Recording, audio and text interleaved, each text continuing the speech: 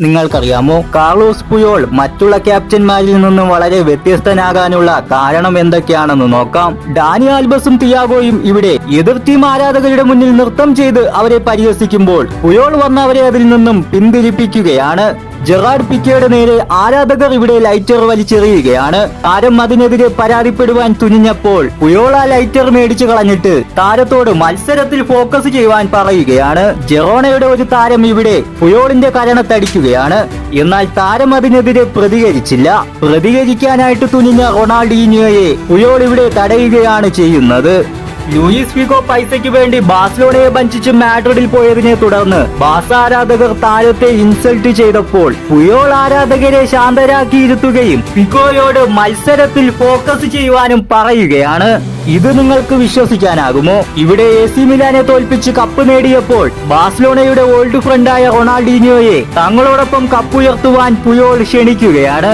Ramos ഇവിടെ പുയോളിന്റെ മുഖത്തിടിക്കുകയാണ്. എന്നാൽ റാമോസിന് red card കൊടുക്കരുതെന്ന് റഫറിയോട് Puyol ആവശ്യപ്പെടുകയാണ്. നിങ്ങൾ പുയോളിനെ റെസ്പെക്ട് ചെയ്യുന്നുണ്ടെങ്കിൽ ചാനൽ കൂടി ഒന്ന് സബ്സ്ക്രൈബ് ചെയ്തിട്ട് ഐ ലവ് പുയോൾ എന്നൊന്ന് കമന്റ് ചെയ്തേക്കുക.